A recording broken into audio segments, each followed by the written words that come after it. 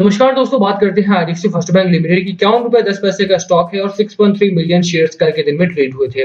Motor trading थी कल और कल 1 घंटे के लिए बाजार खुले थे और उसमें भी अगर आप देखें तो बहुत तगड़ी डिलीवरी यहाँ पर उठाई गई है। लगातार आप देखेंगे तो क्वार्टरली रिजल्ट के बाद आईडीएफसी फर्स्ट बैंक पर बड़े ब्रोकरेज हाउस हो या छोटे ब्रोकरेज हाउस हो, उनकी नजरें टिक गई हैं। यहाँ पर गिरावट में माल तगड़ा उठाया जा रहा है, एक्यूमुलेशन का जोन बना है यहाँ पे।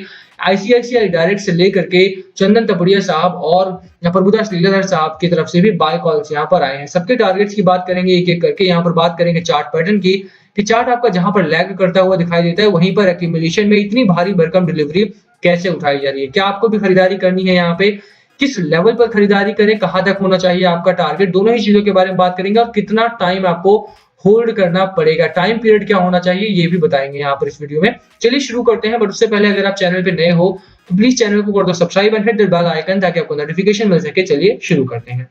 सबसे पहले यहाँ पर बात करें क्वार्टरली रिजल्ट की। देखिए कंपनी बहुत गजब की है यहाँ पे आईडीएफसी फर्स्ट बैंक, और क्योंकि वी वैद्यनाथन साहब ने इसके ऊपर काफी मेहनत की है, यही बड़ा कारण है कि यहाँ पर लगातार बड़े सुपरस्टार ब्रोकरेज हाउसेस हो, छोटे डोमेस्टिक ब्रोकरेज हाउसेस हो या जेपी मॉर्गन जैसी इंटरनेशनल रिसर्च कंपनीज हो, उनकी रिसर्च रिपोर्ट अक्सर इस कंपनी के ऊपर आती रहती है।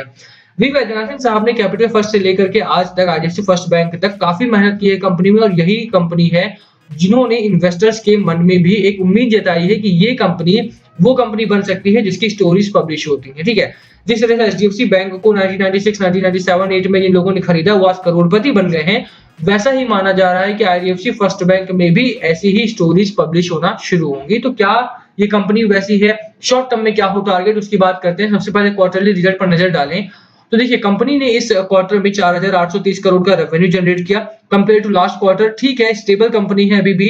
Compare to last year, year on year अगर आप देखते हैं तो ठीक ठाक ग्रोथ है यहाँ पे कंपनी में, कोई दो राय नहीं है, यहाँ पे अच्छी ग्रोथ है। यहाँ पे बात करें यहीं पर मार्जिन की, 1.84% का नेगेटिव मार्जिन है। एक साल पहले 4.71% का पॉजिटिव मार्जिन था, तो मार्जिन में खासा गिरावट यहाँ पर ईयर ऑन ईयर अगर आप देखें या क्वार्टर ऑन क्वार्टर भी अगर आप देखते हैं तो मार्जिन में फिसला हुआ दिखाई देता है आपको। यही नहीं, अगर आप ऑपरेटिंग प्रॉफिट की भी बात करते हैं तो 75 करोड़ का लॉस आया है यहाँ पे, और ईयर ऑन ईयर अगर आप देखें तो खासा गिरावट है, और क्वार्टर ऑन क्वार्टर भी यहाँ पे गिरावट ही है। तो प्रॉब्लम कहां पर आई उसकी बात करें तो देखिए नंबर्स मुझे अच्छे लग रहे हैं यहाँ पे। नेट प्रॉफिट आपका 111 करोड़ का है, क्वार्टर ऑन क्वार्टर में एक अच्छी ग्रोथ है। लास्ट टाइम पे 600 करोड़ का लॉस था, इस समय 111 करोड़ का प्रॉफिट, और यही शायद कारण है कि चंदन तपड़िया साहब ने बाय कॉल दिया है यहाँ पे। और अगर आप ईयर ऑन ईयर भी देखते हैं तो ठीक ठाक यहाँ पर स्टेबल ग्रोथ है यहाँ पे। ठीक है, अब ये जो नंबर्स नेगेटिव है इनको लेकर के काफी चर्चा रही है बाजार में। उसके पीछे का कारण ये रहा है कि बहुत सारे लोगों ने इंटरप्रेट करा है कि यार कंपनी जहां पर प्रॉफिट दे रही है वहीं पर ये कंपनी लॉस है। तो देखो यार, छोटी कंपनीज में अक्सर ये प्रॉब्लम होती है, और आरबीआई की तरफ से गाइडलाइंस अगर आपने पढ़ी हो तो मॉनिटोरियम वगैरह में प्रॉब्लम्स अभी भी आ रही हैं।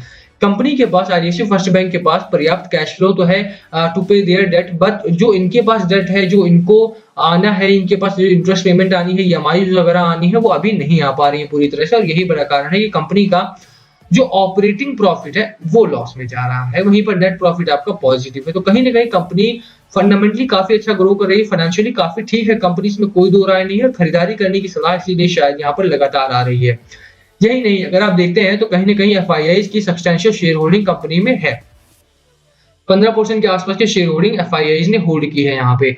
कुछ लोग ने बोला कि यार यहाँ पे तो रेड जोन है, तो देखो इतना तो अप एंड डाउन यहाँ पर आता ही रहता है। आप ये नहीं कह सकते कि हर बार ही इंक्रीज आएगा। एफआईआई अगर आप देखें तो पिछले 2 महीनों में बहुत भारी शेयर होल्डिंग उन्होंने बाहर निकाली है, बहुत सारा माल डंप किया है। कल की मुहूर्त ट्रेडिंग में जहां पर एफआईआई इन्वॉल्व नहीं होते हैं वहां पर भी उन्होंने 328 करोड़ का माल डंप कर दिया। तो कहीं ना कहीं एफआईआई एक पे रेड साइन दे रहे हैं यहाँ पर कि they are pulling out their money, और ऐसे में बाजार जो है वो श्रिंक कर सकता है आपका, और वही हो भी रहा है। बाजार में अगर आप देखेंगे तो थोड़ा सा यहाँ पर वोलेटिलिटी इसीलिए बनी हुई भी है। तो खरीदारी करके चलो, कोई दो राय नहीं है, यहाँ पे आप रिटेल इन्वेस्टर की खरीदारी यहाँ पर जारी है। और जब कंपनी इतनी फंडामेंटली अच्छी हो और जब आपका एक लंबे समय का होराइजन हो, तो मुझे नहीं लगता कि आपको शॉर्ट टर्म की वोलेटिलिटी से डर लगना चाहिए। आप देखिए कि 15% के आसपास की शेयर होल्डिंग एफआईआई की है यहाँ पे, साथ में ही म्यूचुअल फंड ने अपनी शेयर होल्डिंग को यहाँ पर बढ़ाया था। तो कहीं ना कहीं वो जो शेयर होल्डिंग है वो शेयर हो जा रही है यहाँ पे, जितना इन्होंने कम किया उतना ही इन्होंने इंक्रीज कर दिया, तो ओवरऑल वो ठीक है आपका। तो अच्छी खासी शेयर होल्डिंग है, फाइनेंशियली कंपनी बहुत गजब का कर रही है। अगर आप बात करें डिलीवरी परसेंटेज की तो 25% के आसपास की डिलीवरी यहाँ पर कल भी उठाई गई थी। मुहूर्त ट्रेडिंग में भी अगर आप देखें तो 4 नवंबर, 3 नवंबर, 2 नवंबर को अगर आप देखते हैं तो अच्छी खासी डिलीवरी यहाँ पर उठाई गई। तो कहीं न कहीं कंपनी का जो गोल है to be the largest company in banking sector, in private banking sector, वो कहीं न कहीं पूरा हो रहा है। खरीदारी यहाँ पर बहुत अच्छी आ रही है, चार्ट पैटर्न काफ़ी ठीक है। तो फंडामेंटली कंपनी अच्छी है। यहाँ पर अगर आप बात करें आरएसआई की, आरएसआई आपका स्ट्रांगली बुल रन में 53 का आरएसआई है। मैकडी आपको दिखते हैं स्ट्रांगली बुल रन में है। हिस्टोग्राम आपके अपर साइड है, यानी कि बायर्स का कब्जा है। 25% के आसपास की डिलीवरी काफ़ी अच्छी डिलीवरी मानी जाती है यहाँ पे, और इसी डिलीवरी को लेकर के कंपनी लगातार आगे बढ़ रही है। मुझे लगता है कि कंपनी आने वाली 1 साल, 1.5 साल, 2 साल में बहुत अच्छी कंपनी बनने वाली है।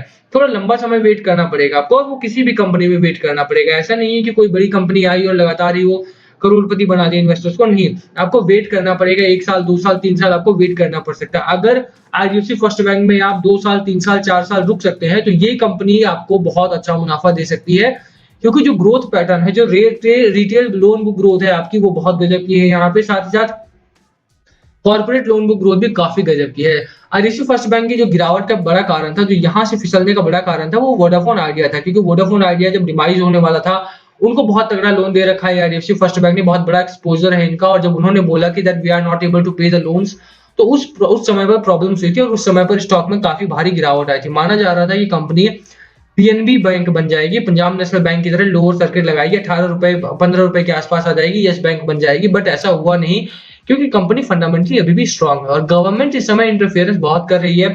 बैंकिंग सेक्टर को मजबूत करने का प्लान है, और गवर्नमेंट का जो बैड बैंक का कॉन्सेप्ट है, वो काफी हेल्पफुल होने वाला है बहुत सारे बैंक्स के लिए। यही बड़ा कारण है कि इस समय जो मार्केट का फोकस है, वो बैंकिंग सेक्टर पर है।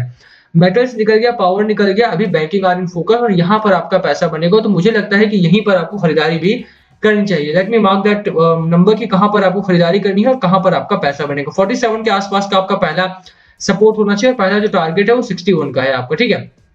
साथ ही अगर आप टारगेट की बात करते हो, तो यहाँ पर ये टारगेट भी मोतीलाल ओसवाल का है, मे बी बाय रेटिंग है, नहीं आईसीआईसीआई डायरेक्ट का था, मैंने लास्ट टाइम भी आपको दिखाया था ये, और 60 रुपीज के इनका शॉर्ट टर्म का टारगेट है, ठीक है।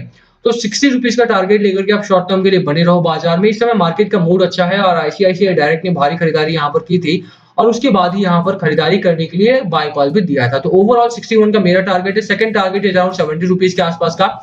होल्ड करने की मेरी सलाह आपको यहाँ पर रहेगी, निकलने की जल्दीबाजी यहाँ पर ना करें तो ज्यादा बेहतर होगा आपके लिए, क्योंकि स्टॉक का मूड बहुत अच्छा है। और अगर आप इंडिया विक्स की बात करें, तो इंडिया विक्स में भी लगातार हो रही है गिरावट। इंडिया विक्स में गिरावट का क्या मतलब है कि मार्केट का सेंटीमेंट काफी पॉजिटिव है, बाइंग सेंटीमेंट है यहाँ पे, ठीक है।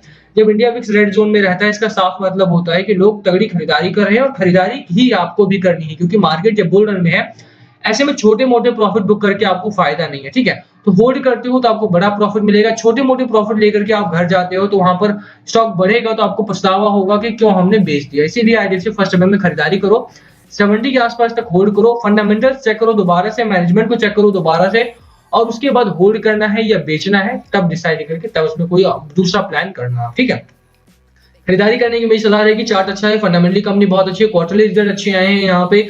बाकी लास्ट कॉल आपका है, क्या है आपकी स्ट्रैटेजी स्टॉक को लेकर के, प्लीज कमेंट करके शेयर करना। वीडियो यहीं खत्म करते हैं, पसंद आई हो तो लाइक करना, चैनल पे नए हो तो सब्सक्राइब किए बिना मत जाना। Thank you for watching, please comment below अगर कुछ पूछना हो तो। Thank you.